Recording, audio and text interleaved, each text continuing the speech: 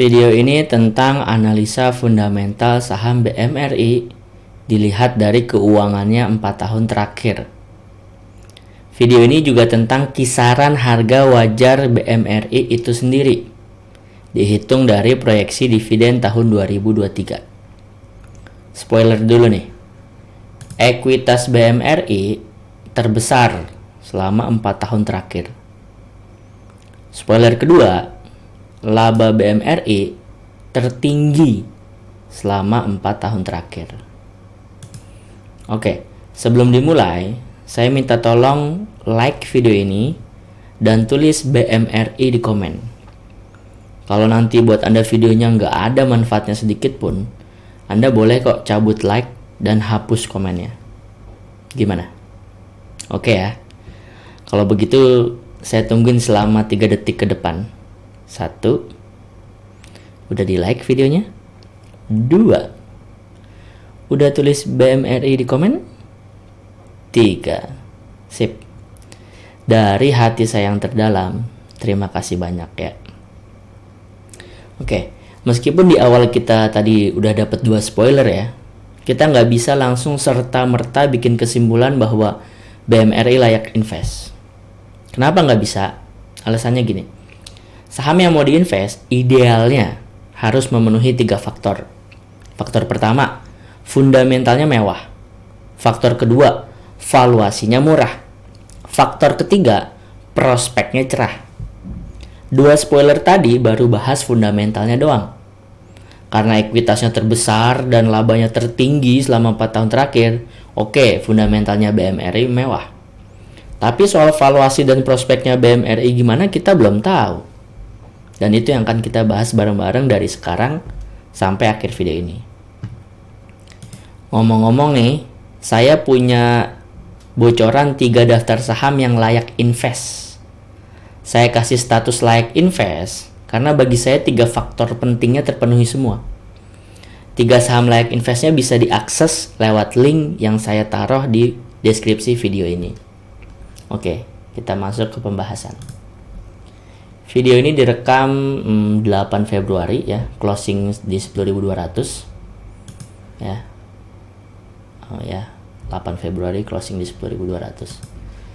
Sektornya BMRI ini perbankan ya, bank, absolutely ya, jelas perbankan, minjemin duit. Saham yang beredar 46 miliar ya, terus ada rencana stock split di 3 Maret 2023. Saat video ini direkam 8 Februari belum terjadi stock split ya. Kalau nanti stock split terjadi ya mungkin ini dikali 2 berapa tuh? 92 miliar nanti akan lembar yang beredar. Komposisi saham yang beredar di masyarakat 48%. Kenapa warna hijau? Karena ini adalah ideal banget ya. Jadi kalau kekecilan misalkan yang beredar di masyarakat 10% atau apalagi di bawah 5% gitu ya, itu sangat mudah kalau bandar di saham tersebut mau ngegoreng ya. Mau dibikin arak bisa, dibikin ARB juga bisa. Salah satu contohnya Goto ya. Saham-saham gorengan lain Anda bisa lihat salah satu cirinya itu adalah komposisi saham yang berada di masyarakatnya kecil banget gitu, di bawah 10% atau di bawah 5%. Nah ini BMRI bagus ya, 48% ya. Lalu hutangnya 612%. Kalau ini saham bukan saham perbankan, ini maka gawat banget ya. Utang 612% tuh gawat banget. Tapi karena ini perbankan itu ketika ada orang naruh duit di bank atau ketika bank tersebut minjemin ke orang lain gitu, itu secara pencatatan keuangan memang masuknya ke hutang gitu ya. Ya memang si bank kerjanya gitu kan, minjemin dan nadah dana orang gitu kan. Jadi ya pasti hutangnya gede gitu ya. Jadi 612% ini meskipun di sini warna merah, tapi karena ini sektor perbankan jadi wajar-wajar aja. Oke, kita masuk ke ekuitas. Ekuitas kalau dijadiin ke manusia itu kayak uang dia yang ada di rekening ya. Ya, uang dia yang ada di rekening. Rekening gitu gampangnya ya. Nah, 2022 ini adalah ekuitas terbesar selama 4 tahun terakhir ya. Tadi yang udah dibahas di spoiler. 229 triliun, bujuk dah. 229 triliun. Uang tuh 229 triliun ya.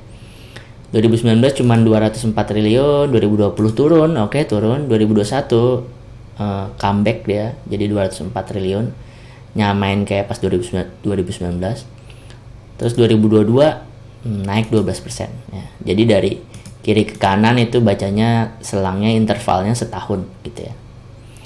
Lalu sekarang kita ke laba. Laba itu kalau dikeorangin ya, dikemanusiain itu kayak gajian gitu ya. Jadi semakin tinggi laba, semakin tinggi ekuitas. Semakin gede gajian seseorang, semakin gendut rekening dia gitu ya. Gitu. Korelasinya seperti itu. Nah, di 2022 ya, labanya BMR ini juga terbesar selama 4 tahun terakhir ya. Laba 2019 27 T, 2020 turun 17 T Covid ya. 2021 28 T ya, ngelebihin pas dari lagi 2019. Terus 2022 ini 41 triliun ya, naik 47% dibandingin tahun lalu. Oke.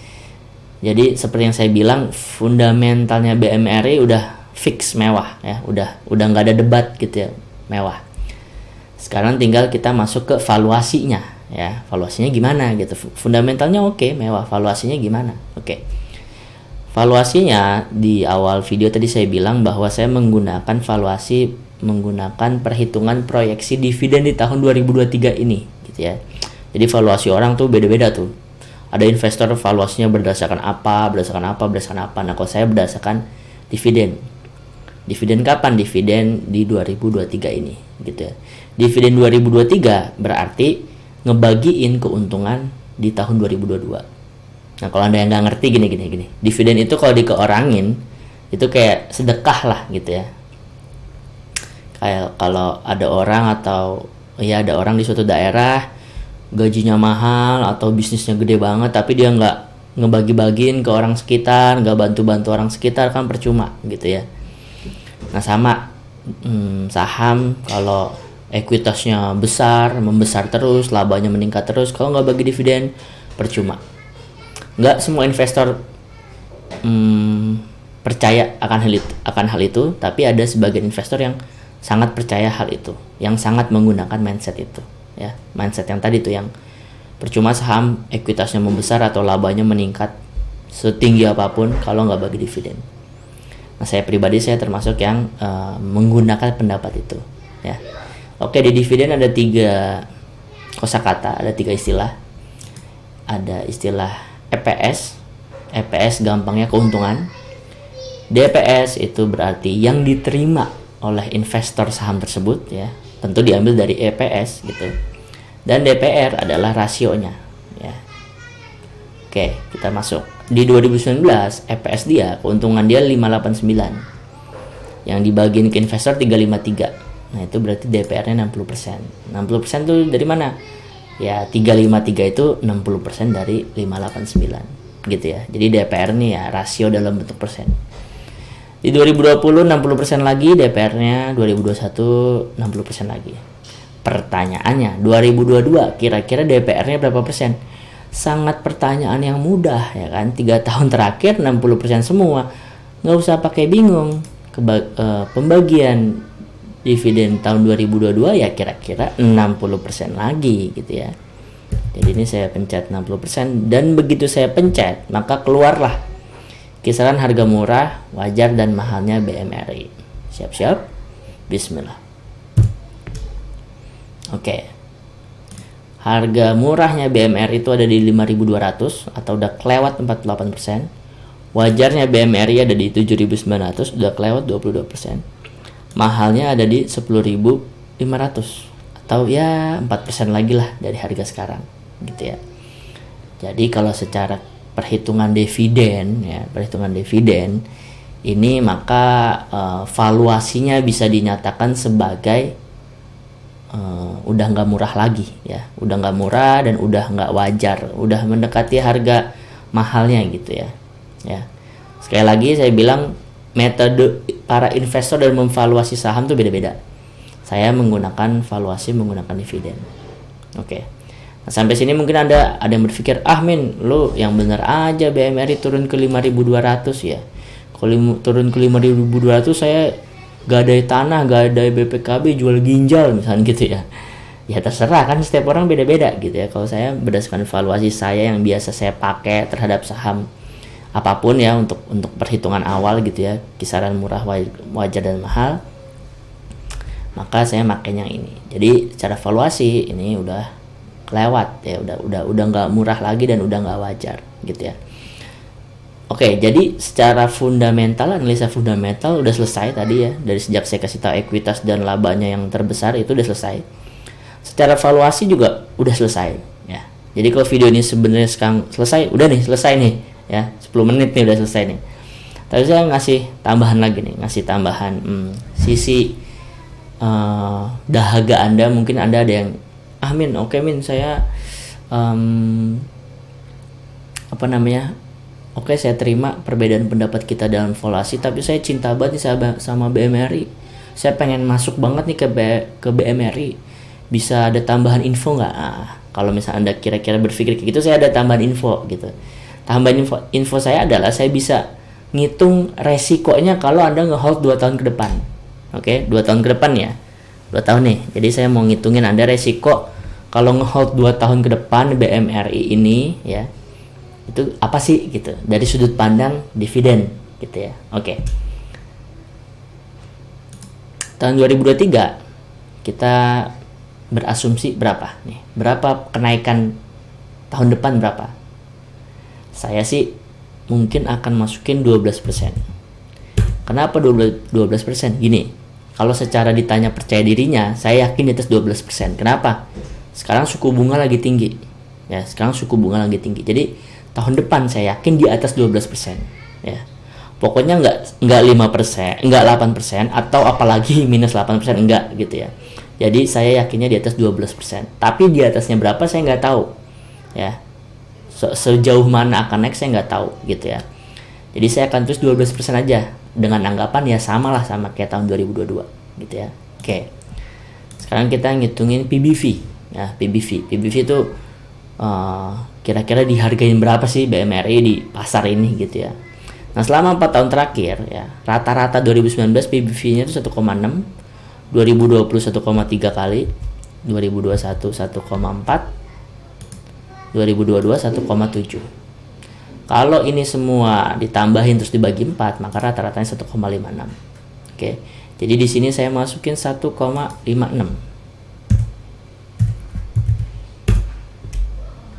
Nah, dengan masukin segini, kita bisa agak tahu nih separah-parahnya resiko kalau Anda tiba-tiba masuk BMRI ini ya, dengan asumsi 1,56 ini adalah harga ya terendah gitu ya, dia BMRI bisa turun gitu ya menggunakan data 4 tahun terakhir, maka separah-parahnya BMRI itu turun untuk nge-hold 2 tahun ke depan ya. BMRI separah-parahnya turun ke 8.500 ya, 8.600. Ini angka ya, kira-kira kalau turun ya, turunnya ini bukan turun sehari ya, turun rata-rata setahun gitu. Jadi bukan pas lagi tiba-tiba ada satu hari turun ke 8.500, bukan itu maksudnya ini adalah rata-rata setahun, kira-kira kalau di rata-ratain rendahnya tuh di 8.600 gitu ya. Oke. Laba di sini sama kasusnya kayak tadi, saya akan masukin 47%. Saya yakin di atas 47%, bisa jadi ke 64, tapi saya nggak tahu naiknya berapa, tapi yang pasti nggak mungkin minus 38 dong ya. Itu kan pas pandemi. Jadi saya di sini tulis 47. Dan DPR-nya untuk tahun 2023 ya, DPR untuk keuntungan di tahun 2023 karena ini gampang ditebak ya, saya masukin 60%.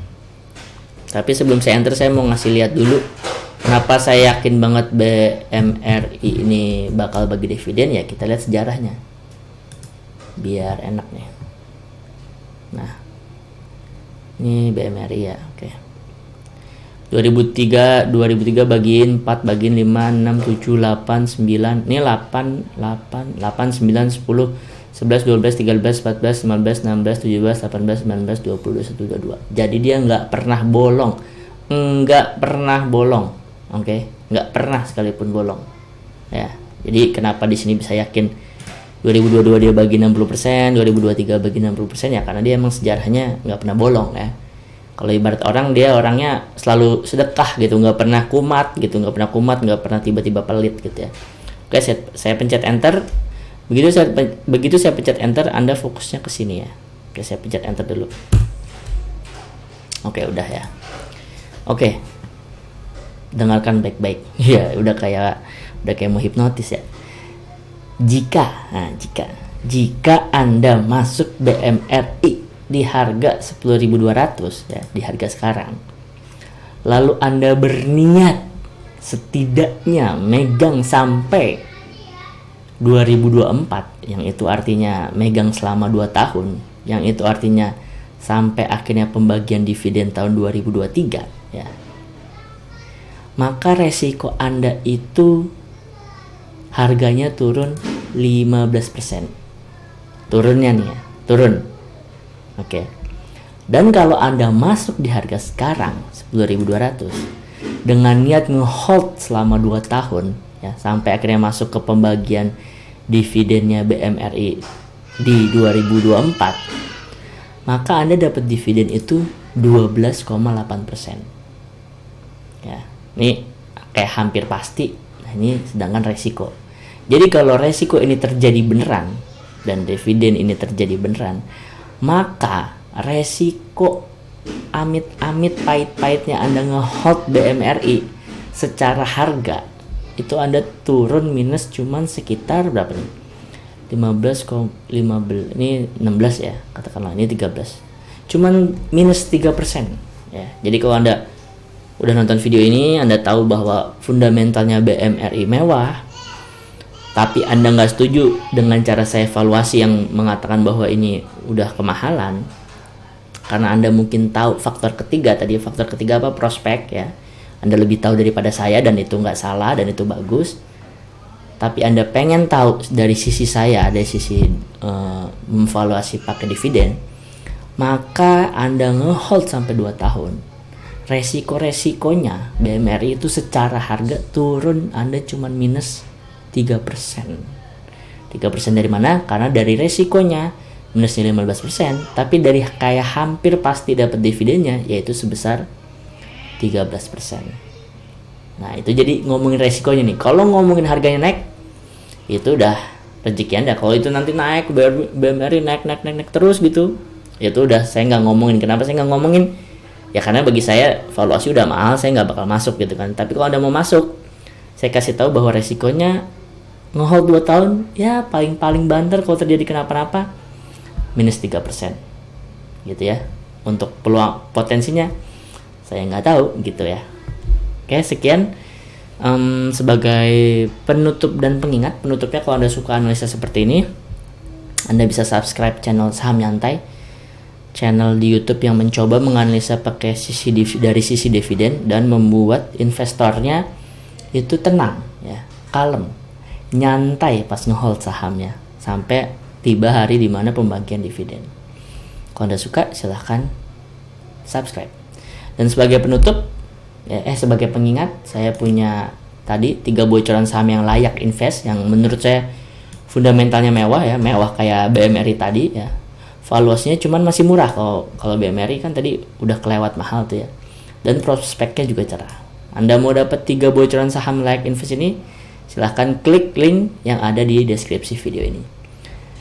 Sekian, kurang lebihnya mohon maaf. Assalamualaikum warahmatullahi wabarakatuh.